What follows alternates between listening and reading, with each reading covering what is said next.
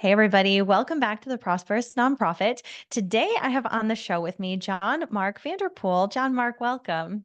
Stephanie, thank you so much for having me. I'm thrilled to be here. Awesome. Well, tell us a little bit. We're going to start with the work that you do now at Social Impact Solutions. And I'm going to get to the journey that led you there. But first, if you could please tell us a little bit about you and your work at Social Impact Solutions. Absolutely. So, social impact solutions, we help nonprofits measure and market their social impact. And so, that is the whole goal for what we do. And we take a very rigorous, data driven approach. My lovely wife and business partner is a doctorate in public health, master's in nutrition. She is a wonderful data driven professional, and she helps nonprofits really get the program data out of the out of their programs, obviously. And my focus is more on the fundraising, marketing, and communication side. She's a fabulous fundraiser, marketer, and communications expert, but we do try to bifurcate the roles and responsibilities into two different departments. And so we are all about how do you measure your social impact, and then how do you communicate that social impact so you can raise more money while at the same time doing more good through your programs. Amazing. So we're going to dive into that quite a bit deeper because I know that we have a lot of listeners thinking like that sounds awesome, and also like where do I even begin? This is super overwhelming. But I would love to know what led you to co-founding Social Impact Solutions. What did your journey look like to get you, to where you are now?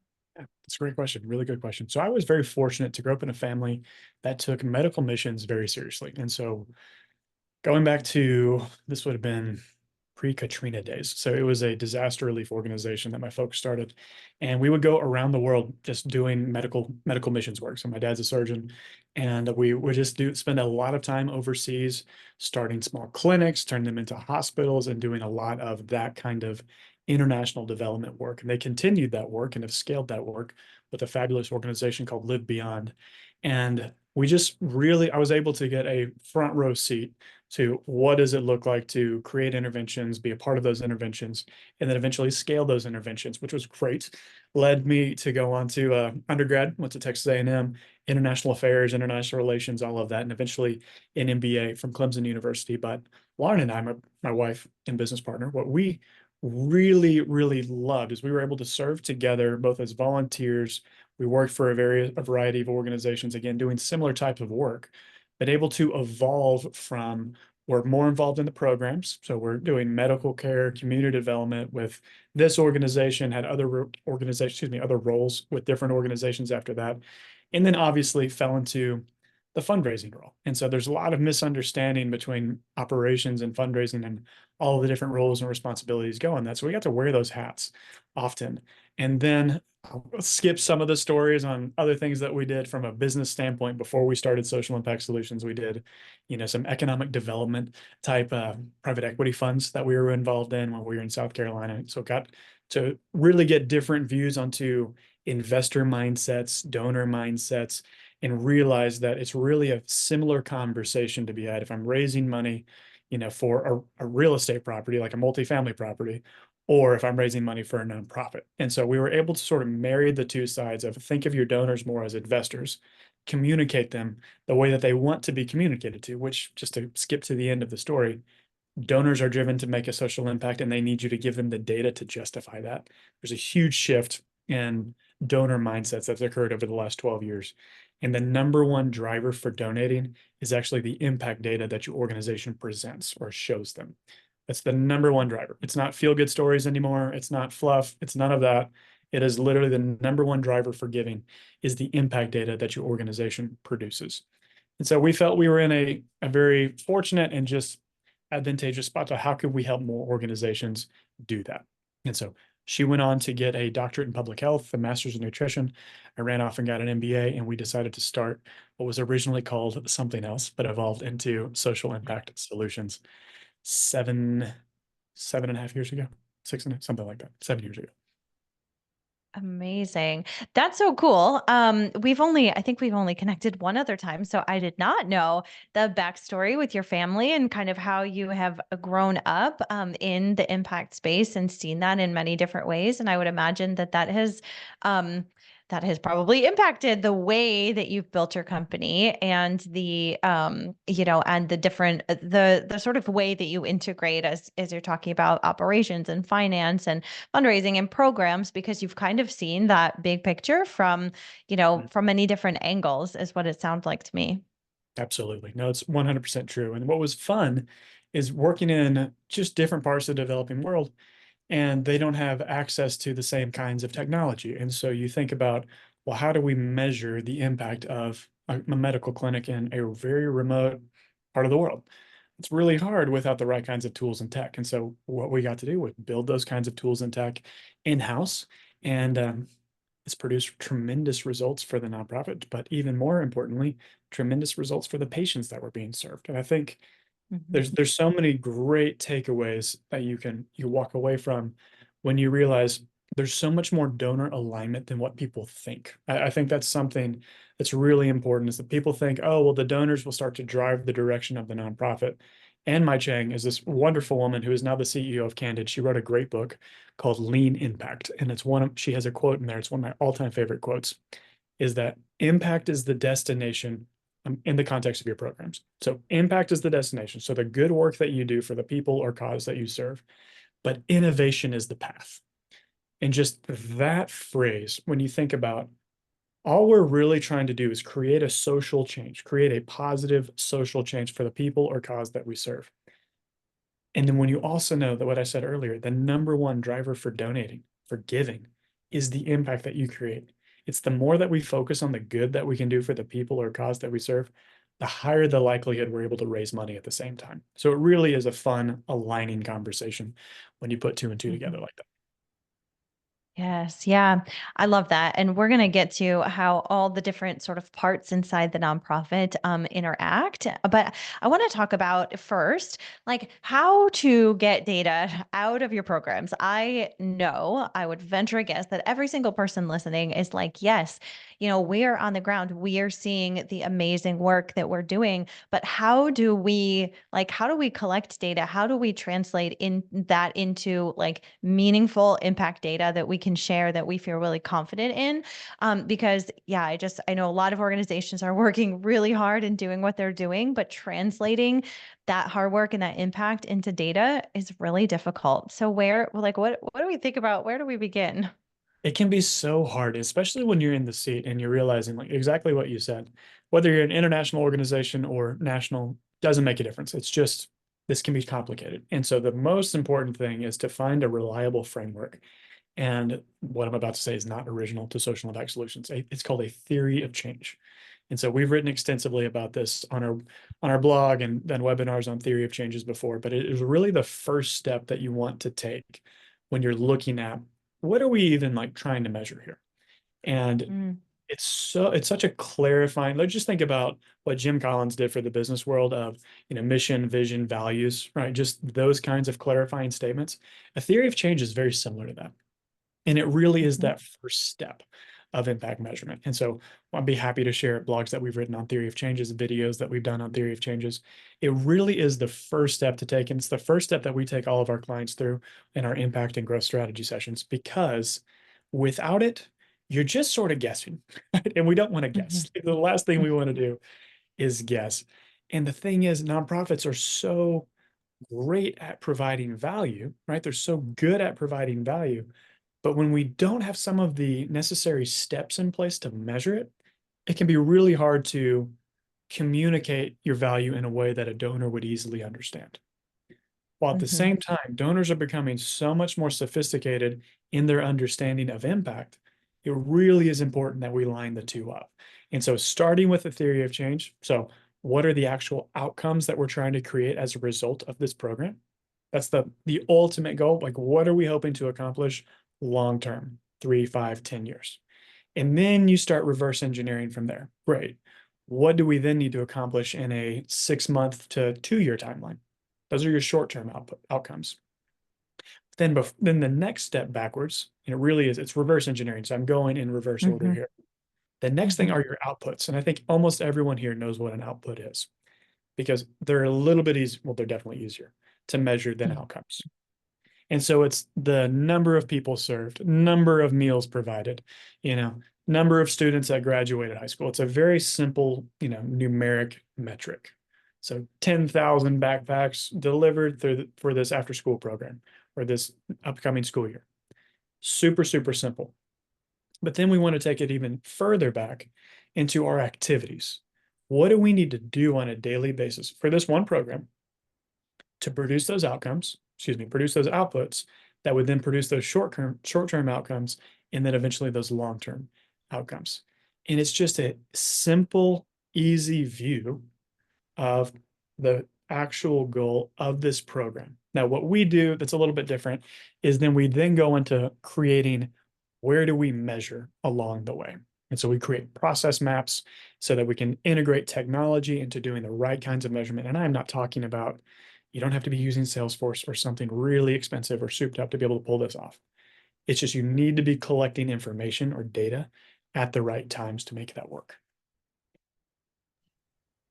I would imagine too that this process, like what I was thinking about as you were talking about it, like this process, I would imagine would also help you really get clarity on what you're doing. Because I feel like, we start out with one objective and then, we divert and we go down this little path and that little path. And maybe we get, a grant that helps us do this other thing.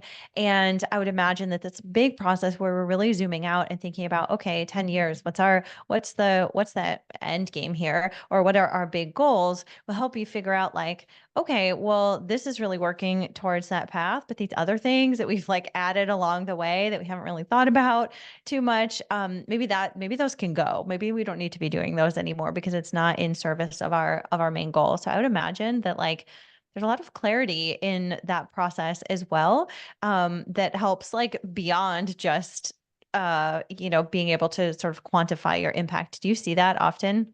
I think that's such a great point, Stephanie. A really, really solid point. Yes, to answer you quickly, to absolutely answer that quickly, because it can become very easy. There's the whole idea of you don't want the tail to wag the dog kind of a situation, and you don't want the money to drive the direction of the organization because it's Mhm. real mission creep is way easier, right, than staying focused. And I think that's, we can go into Newton's second law of thermodynamics. Entropy increases over time, which just means things get more complicated as time goes on. We want to keep things streamlined and straightforward. It's the same conversation that we have in our growth strategy around, who are your ideal donors? So I'm not trying to mix the two, but it's the same philosophy. There are a subset of your donors that produce the outsized returns for your nonprofit. So I promise you, if you looked at your donor base, you cracked open QuickBooks, I promise you we could find 20% of your donors producing over 80% of your nonprofit's revenue. I would I would Mhm. put all my money on that because we've done it a jillion times and it always comes out the same way. It's also the Pareto principle for anyone who's curious about that. It's just a fact. It's the same. It's how the world works. The same is true of your programs, right? There's a subset of your programs that produce the most impact, the most societal impact, the biggest change, the outsized returns, not just of your time as a nonprofit leader, as a nonprofit employee, but also of your funders' revenue. And so the whole conversation then goes to impact is the destination, innovation is the path. Going back to Anne Mai Chang, CEO of Candid, she's done many wonderful things of her career. She's a rock star. What she's really making it clear is like focus on the things that create the greatest impact, innovate there so that you create more impact leverage for your nonprofit. How can you make the money go further? How can you make a greater impact with the same resources? You start to get rid of all of these peripheral, not as impactful things. They might be important, but not as impactful things. The reality is it's impossible to scale anything with complexity. Simple scales, complexity fails. I know it's a cute little rhyme. It's just true. I've done it to myself too many Mhm. times. It doesn't work, right? It's got to be simple if it's going to grow. Yeah, I feel that for Yeah. sure. I have definitely experienced that in my business. Right. And I think about the sort of the financial conversation that we're having around these things around ROI. Like what is the ROI on a particular program? Is this particular program profitable? And so we're talking about sort of scaling down and focusing on what we know works, I'm always looking at the financials of that as well.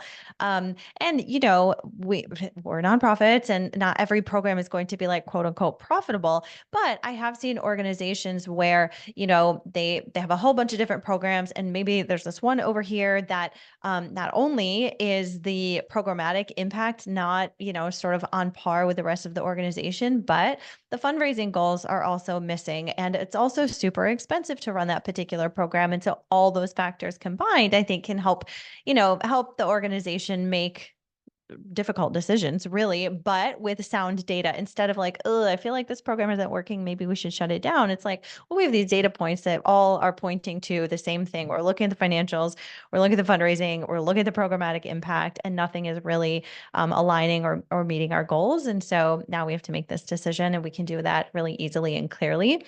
And so I love this sort of combination of looking at these three different areas, all with data, to help drive decision making. And that's what I talk about all the time with financials.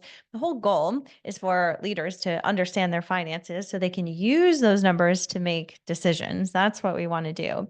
So I would love to shift a little bit and talk about talk oh, sorry, were you going to say something? I was No, looking at my all notes. yours. You're doing it. Okay. I love it. So we're talking about sort of how to get data out of programs, and then how do we communicate that data? Because, all right, let's say that we've got the system set up and we're able to pull the information that we want to see. How do we talk about this in a way that is easy to understand, that is compelling, that is interesting? How do we communicate that data? Such great. I loved your recap. So much. So I want to talk just a little bit about that, and then we'll dive into the marketing side Yeah. because it was such a great um, just synopsis of the way financial experts look at things, right? And so before we worked exclusively with nonprofits, we worked with private equity and venture capital firms all the time. And they're very efficient at saying no, and dropping things and throwing it to the side. Hey, I know we funded your business before. We're not going to fund it anymore. It might go die. That's not our problem. And that seems really harsh, right? And it can be extraordinarily harsh. Nonprofits, we're like, yeah, this program still provides value for these people, but it's not going to help us grow, but we can't stop doing it. It's a harder conversation, right? Because we're trying to make a Hmm. difference. We're not just trying to Hmm. make money, right? Private equity, Hmm. venture capital, it's a totally fine thing. It is all about making money, and that is totally fine. I'm not judging that. We're trying to make an impact. And so when we're looking at the resources that we have available, we still have to make some tough decisions, right? They can Hmm. still be pretty harsh. And when you're going in providing these nonprofit leaders, talking about Stephanie with 100 Degrees Consulting, when you're going in providing these insights, it's invaluable information to make decisions with. That's why we love the combination of how do we get the financial data and the program data, or operational data, if we want to call it that, to work well together. Because when I know what my outputs are, like if I know, okay, 10,000 meals this month, and you're telling me that it costs $100,000 that month for those meals, I know what my dollar per output is, right? I've got that data now. And now we Hmm. can go back and say, is this high? Is this low? Is this effective? Are we doing this the right way? Where can we then innovate to make that from, I don't remember the numbers I used, but $10 a meal down to $5 a meal? That's a huge innovation. I want it. Hmm. Everyone deserves a big high five and a big hug to go from a 50% drop in cost there. It's huge. But then you get it down to $1. How did you pull that off? That's insane. That's a 90% reduction in cost. Wow. How did you do that? Or 99%, whatever the numbers were on that. Hmm. It's huge. And so looking at that, that's where we really start to innovate, because you have to have the financial data to really make the whole, the whole machine really hum, right? You want to make some music. You can't do it without finances. And so then when it goes Hmm. into, great, I've got data from operations. I know what my programs are doing. I've got data from finances. Now let's go sell this thing, right? Let's go bring it out to the marketing and development world. This is where everything starts to come together with a continuity, right? And this is where it's super fun, because if anyone's ever heard of StoryBrand, Donna Miller started this company forever ago called StoryBrand. We were one of the original StoryBrand guides that they had. I think we were their first or third class, something Oh, like that. cool.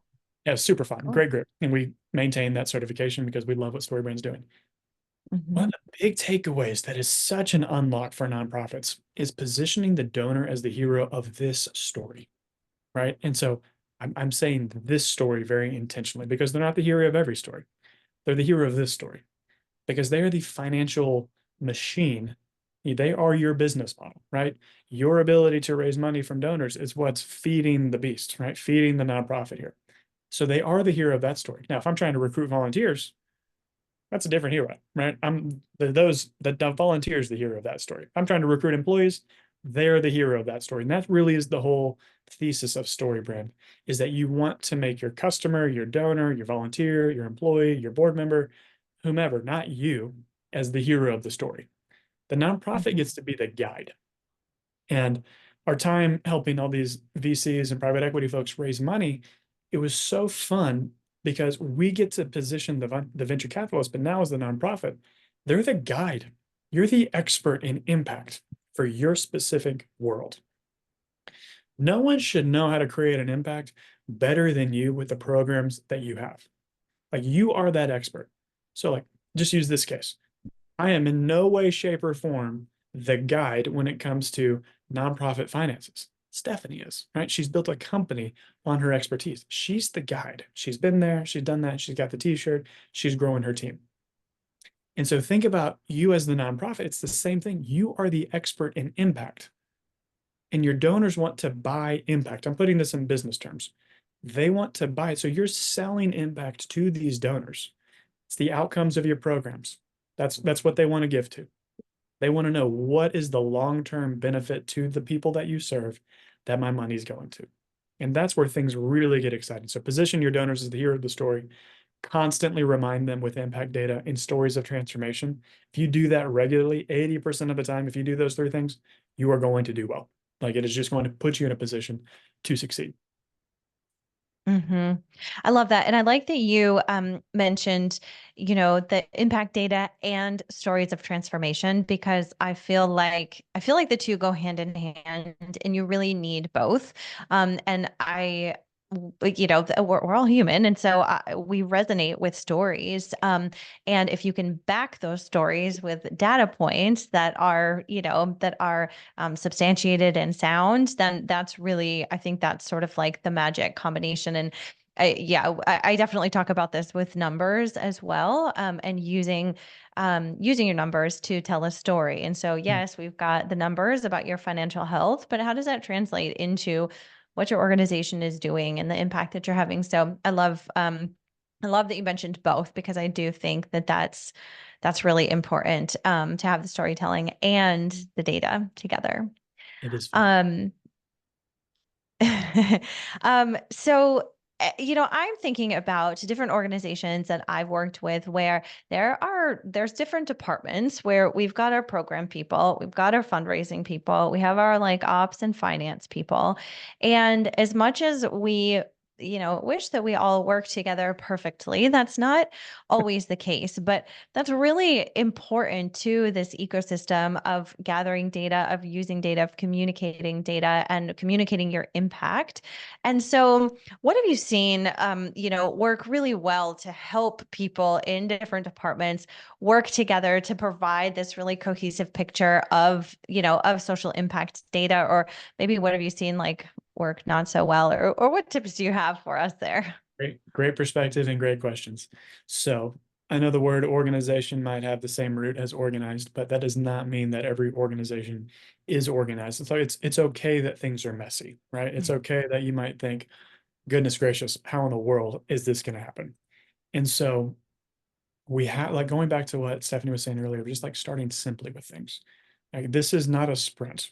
If I want to talk about mistakes, if you want me to talk about mistakes, I would say trying to sprint through what is essentially an organizational overhaul is never a great idea unless you've got unbelievable resources, right? Which is less than 5% of the nonprofit space. It's the sort of the kinds of resources that I'm talking about. What you want to do, and what we've seen work well, I'll just put it that way. What we've seen work well is that we do start with our theory of change, right? And there's this great group out of the University of Utah. They're called the Sorensen Impact Summit. And they've done really extensive work in this space of just helping organizations see what is the spectrum of impact measurement. And the first step is that theory of change. And that's why we talk about it all day, every day, and twice on Sunday, right? Start with your theory of change. And so when we get the right people together from ops, from finance programs, marketing, and communications, just getting people in the room once a month is a huge, huge step. Like, let's build out our theory of change. Now, I do want to say, theory of change is sometimes they get drug out over a very long period of time. I do not recommend that. They can always be updated, right? There's a phrase that we say in the story brand community is that you don't laminate your brand script, right? Which is one of the foundational documents of a story brand company. It's that we always update these things. And so we've seen nonprofits take, a year and a half to complete a theory of change, not even for a second, right? Like, let's make this a 90-minute meeting, and this is version one. So we want to iterate and improve. We don't want to drag things out. And so getting the right people from marketing, communications, development, finances, and operations. Just get the right people in the room. And for some of you, you might be thinking, yeah, I'm three of those roles. So I might be representing all three of those people. And that's totally fine. That's completely fine. That's not an issue. It's just we want to get the right people in the right room, and we want to have a conversation around our theory of change. Step two is around key performance indicators, right? We want to talk about what do we need to start measuring internally to know that we're living into our theory of change, right? So I love using the analogy, every watch has a heart rate monitor on it now. I shouldn't say every, a lot of watches have heart rate monitors.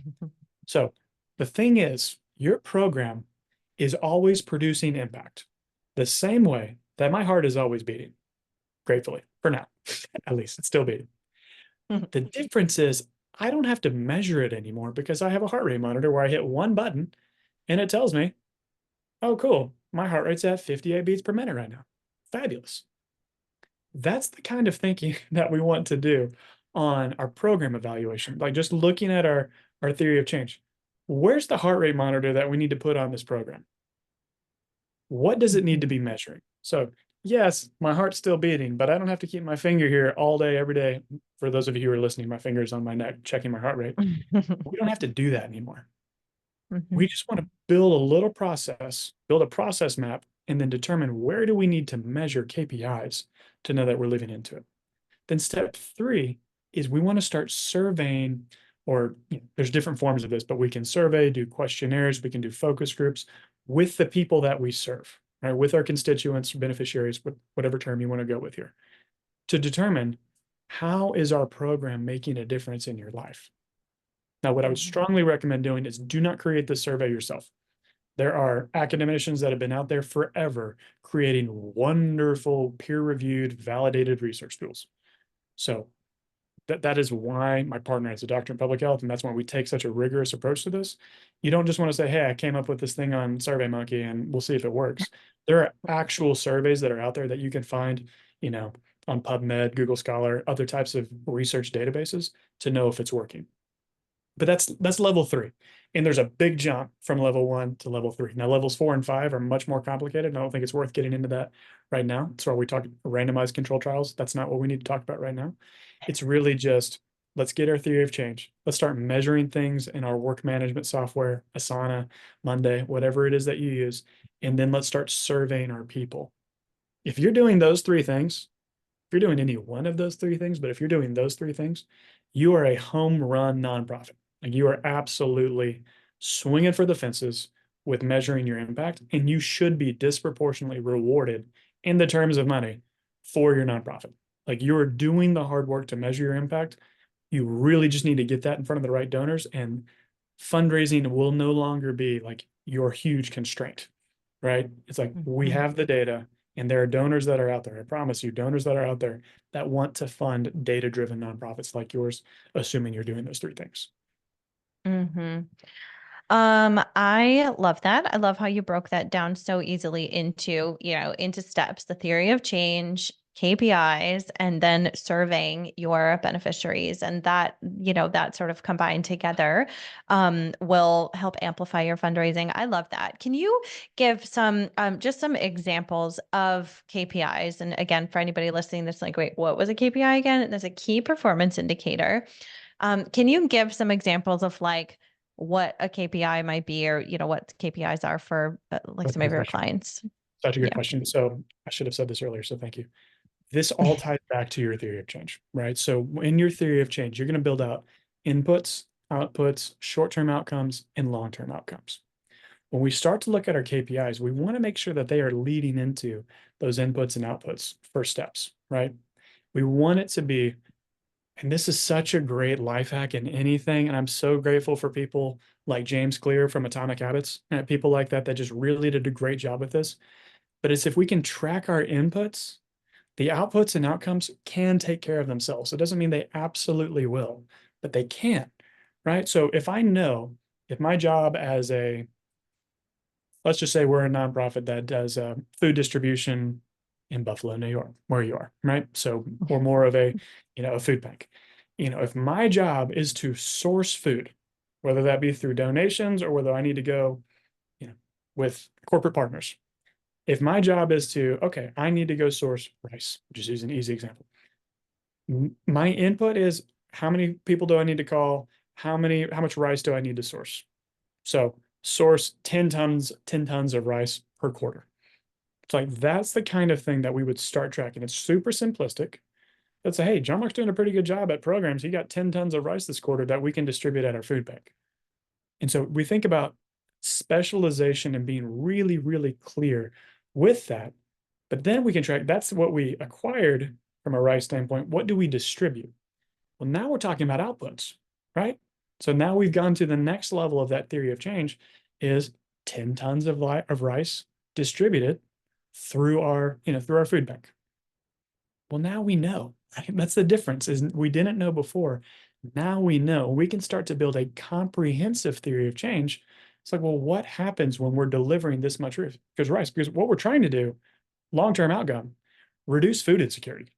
Right? That's what we're trying to do. We're trying to make healthier families, healthier communities, reduced food insecurity in Buffalo, New York. I'm not speaking towards Buffalo. I've never been there just because you're there.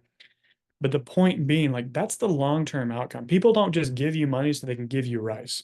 People give to, how do I reduce food insecurity in Buffalo? How do I make Buffalo a more resilient city in the state of New York? How do I make families more resilient to economic disparity? How do we do that? That's the impact that people give to. Not just rice, not just how much rice. Long term, how is your organization making real change? I love that. I love that connection because yeah, I mean, yes, like how much rice, sure, that's a KPI, that's a data point. But what is actually the long-term outcome? What is the vision? And one thing that a nonprofit leader told me once was, one of the reasons that they are so successful in their fundraising is because they're really able to clearly articulate their long-term vision in terms of outcomes for their organization. And in contrast, was speaking with another leader who didn't feel like they were able to clearly articulate what their long-term vision for their organization was or for the impact that they want to have, other than just do more of what we're doing right now. That's not really compelling for donors. And so I love that, the theory of change is part of it is, the long-term impact, the outcomes that your work is going to have. And I think that one of the keys to fundraising success is also being able to not only articulate the data of what your organization has already done, but of what you envision those outcomes to be in the future. So I love that that is part of it as well. Because like I said, I've seen two organizations, one who's like super, or just really, really good about articulating it, and the other one who feels like they're sort of faltering. And I can see the differences in revenue, and it's substantial. Mhm. So yeah, this is all tied in so nicely. Such a great point. And it goes back to when you make the donor the hero of the story. It's, well, what's the story? How does the story end? Right. I grew up watching a lot of Westerns. And so you think about what's the riding off into the sunset moment of what you're trying to do here. And the reality is when you're the guide, you get to tell these stories in a way to your donors to be like, this is part of your ride off into the sunset. Just using the fictitious example from earlier, you are lowering food insecurity. You are creating more sustainable, reliable, resilient homes throughout Buffalo. That's what you're doing. That is an example pulled out of my ear 5 minutes ago. Yeah. There are much more Totally fine. robust examples than that. But that's Yeah. what donors want to give to. And Hmm. people talk about, oh man, I feel like I'm wearing my donors out with donor fatigue. I'm asking for too much money. I'm doing all this stuff. What we do is we come in and say, totally hear you, tracking with you on that. We're actually going to email them more than you currently are. You're like, oh, we're doing it once a month. I'm like, oh, we're going to do once a week. They're like, oh, it's going to kill them. That's Hmm. fine. But who doesn't want to be told, hey, you're amazing. Two, you're making a massive difference. Three, look at the impact that you are specifically creating in this region, in this area, in this part of the world. No one unsubscribes from an email where every week you tell them how awesome they are. I haven't seen it. Hmm. Right. So people they want to be reminded of the good work that they're doing through data and stories of transformation. I've heard the analogy, data is the head and the stories are the heart. We want to do the head and the heart. But literally 80% of your communications can follow stories of transformation and data-driven impact. And it's impossible to have that data if we don't have a theory of change and if we don't have a plan for measuring it. And to your point Hmm. earlier, and I think this is why high and very intelligent financial people are so important in this conversation. It's because you get to look at the P&Ls, you get to look at the program costs, you get to look at everything and be like, yeah, this program has existed for 15 years. It's been flat for 15 years. Should we keep it? Because when we're evaluating the impact of each program, you want to double down on what's working. Just to let everyone know, you want to do the same thing with your marketing communications. You're like, hey, we're on 12 different marketing channels, but only one of them is working. Cut the 11 and double down on the one. Like just get rid of them. I promise you, it's just utilization of resources. Find the one and smoke it. I mean, just absolutely dive in, go deeper and deeper and deeper. Otherwise, you're going to have a very, very hard time getting anywhere because you're spread too thin. Yep.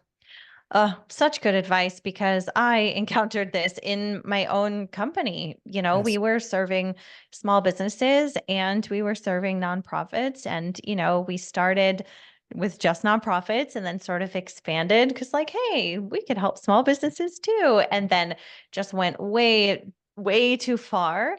And yeah, and it felt like I was running two different businesses and just constantly treading water in both. And so we made the tough decision to just double down. And you know what? Our heart's a nonprofit. Our foundation is a nonprofit. We're going to go all in and transitioned away from serving small businesses. And holy moly, like that was the best decision ever. I think there were some concerns like we're losing a whole bunch of revenue, like we're not going to be able to grow from here. And oh my gosh, we've like doubled in size since we did that. So it's just like I just always look at my own example, and that decision came from looking at the numbers, really understanding what's working, what's not working here. And, and rather than put more resources into, the 20% that's not working, take those resources and go all in on the 80% that really is. And so time and again, like I will always come back to my own example because it's so true. And I just think that yeah, I feel like a lot of nonprofits are not necessarily thinking that way because they're not thinking in terms of data. They're not analyzing their numbers because they don't have the right tools or the right systems in place. So actually, back to that, we haven't talked about systems or tools. I know you mentioned, obviously, we're starting with theory of change. Once we've got that down, like where do we go from there to like what systems are we using? How do we even start putting things in place so we can track this data in a slightly more sophisticated way than Microsoft Excel? Well, there you go. You said it. You put the nail on the head. No, Excel's great. I'm talking to a finance person. I'm not going to dog on Excel. I'll get shot off. I'll get canceled from the podcast. But Excel's probably not the right platform to be using when it comes to any kind of work management, right? Because that's really what this boils down to. Excel is Yeah. wonderful at what Excel is wonderful at. And that's, crunching numbers, managing finances, doing wonderful things with lots of great stuff that we don't need to get into.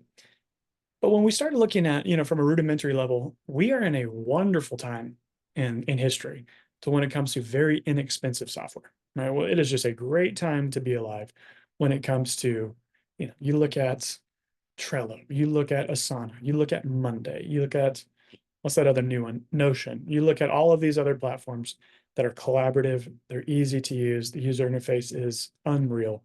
It's just simple. But what we want to do before we dive into the software is we need to build a process map for our programs. And then we can start to build out the what programs, what software programs are we going to use to really record our work, right? So we have a client, they're called Data Capacity Builders Alliance. They're a wonderful, wonderful company that serves the nonprofit space. And they really do a great job of helping people soup up their work management. And they do lots of other wonderful things on top of that. And so just thinking about how do we manage our work? If this is a project management conversation, it almost doesn't matter to me as much what you're using as much it is, are you using something? Because almost everything can be exportable into dashboards, right? That's just another great thing that we're dealing with. Now, for those of you that work internationally in very, let's just say, not Wi-Fi environments, here's what I would recommend, because that's where we cut our teeth, where we started as an organization. I would strongly recommend looking into a Google platform called AppSheet, AppSheet, AppSheet. It has great offline capabilities, very customizable. It's a low-code platform. It was acquired by Google a number of years ago.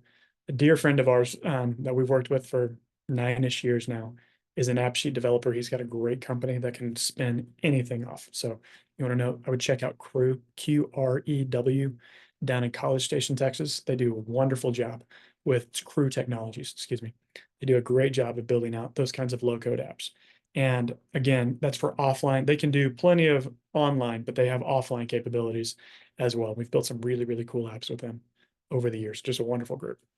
And so now that we have our workflows, all of that dialed in, and we know where we're measuring KPIs, then when we want to talk to how do we actually measure the actual impact, you're really talking about a mixed methods of surveys, outside research, questionnaires, different things like that. And again, there's a jillion different survey tools today than there ever was. When we first started, there were like 3. And so there's a lot more at the disposal when it comes to that. And so it really is more of a modernization of your organization conversation. I know this is something you probably deal with a lot, Stephanie. It's like, oh, cool. So you're using QuickBooks Desktop. We need to bring you to QuickBooks Online because they're sunsetting desktop. Or, you're not using anything. Okay, we definitely need to get you onto FreshBooks, QuickBooks, something. It's a similar conversation, right? Because again, my heart is still beating, even though I'm not measuring it. Your programs are creating an impact right now. It's just not being measured. And so that's really what we want to do is build systems in place, build all of these things in place to where you can measure that impact because it's happening. Just like my heartbeat. We've got to put the heart rate monitor on your program so we can know what your impact is. I love that. Yeah, I give that advice all the time. Like the best tool is the one you're going to use, because our clients are often asking us for things beyond just, what accounting software do we use, but what should we use for project management? What should we use for this and that? I'm like, honestly, it kind of doesn't matter as long as you're using something and you actually use it.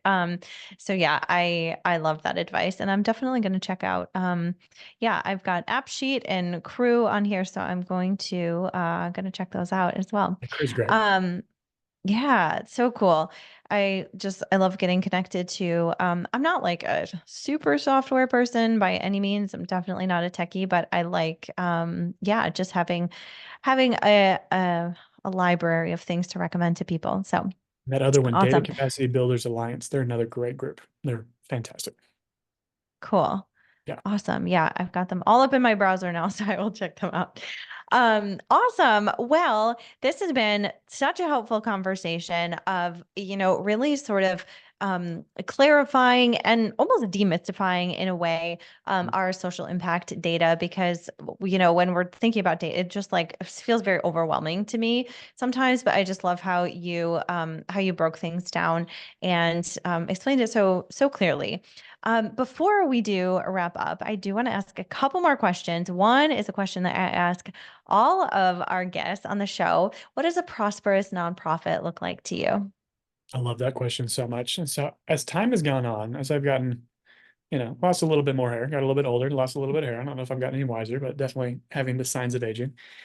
It's just helpful looking at organizations through different frameworks. And I love looking at organizations through a framework of just pipelines. And so when you think it's easy for marketing and development because, oh yeah, we talk about, marketing pipelines. It's also helpful to look at programs the same way. Like, what is our inflow of beneficiaries or constituents? What are we doing for them along the way? And then what are the outputs and outcomes? And that's why I love theory of change, because it's a mechanistic, mindset. It's how do we reduce things into small parts so we can all wrap our minds around it.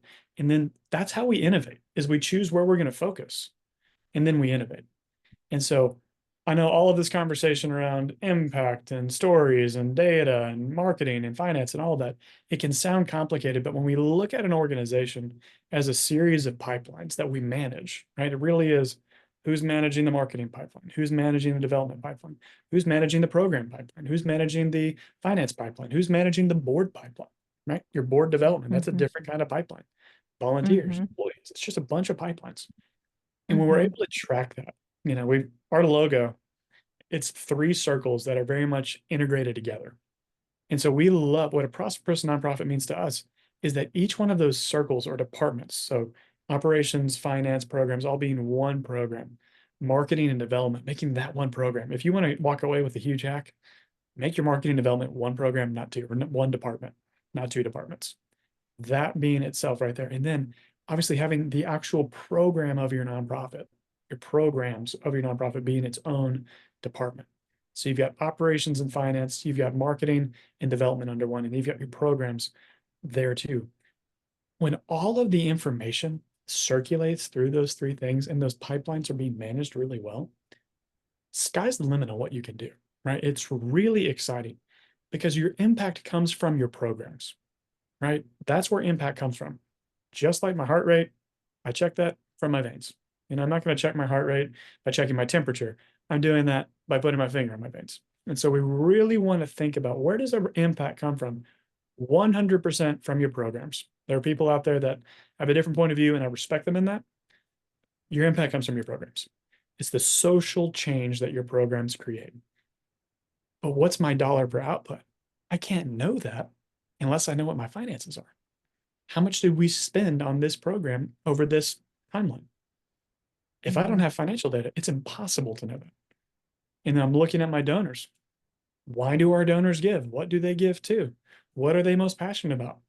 There are a lot of CRMs that have no donor information in them at all. And it's sort of, we're flying blind. Like, what do they care about? What motivated this donor to give? Do they have a propensity to give to this kind of campaign or that kind of campaign? And so when we have just a little bit more information and we grow that slowly over time, that's how we create like very prosperous organizations. So like healthy departments build prosperous organizations the same way, that healthy families, build healthy communities. It's sort of like we reduce things down just a little bit more and a little bit more. We can create some very, very special things. And that's what I love about the nonprofit space, is that all businesses and nonprofits are designed to solve problems, but nonprofits solve problems that businesses are not designed to solve, right? Where there is no incentive from a monetary standpoint to go solve these problems. There are exceptions to this, obviously, but by and large, nonprofits solve very hard, very sticky, very hairy, very complicated problems. And with a little bit more data, I think we can do a whole lot more good, which is super exciting. Mhm. I love that. I love that idea of the ecosystem, and I love that connection between having more data and being able to do more good. So I love that. This was so good, such an enlightening conversation. If our listeners want to find out more about you, about social impact solutions, about the work that you do, where can we find you? That's so kind of you to ask. Appreciate you asking that. So our website is socialimpactsolutions.com. We have a free quiz and a free course at fundraisingquiz.org if you want to check that out. It's a great 2.5 minute quiz. It takes an analysis of your marketing, your operations, your clarity, your impact data, all of that great stuff. And then has a free course and video series that goes along with it. But we also have a newsletter called the Nonprofit Post that you'll be subscribed to when you take the quiz, but you can also just find us on LinkedIn, and we have everything there as well at Social Impact Solutions. And I'm John Mark Vanderpool at Social Impact Solutions. Fantastic. Well, John Mark, thank you again so much for being here. And again, for just clarifying this whole idea of data, which we all know that we need, but often don't really know where to start. I think you really laid out exactly where we do need to start. And that is with our theory of change. That is my big takeaway. So, again, thank you so much for being here. Listeners, please go check out John Mark and Social Impact Solutions. And yeah, just so appreciate you joining me today. Thank you. Stephanie, thank you so much. It's been a delight. I appreciate you.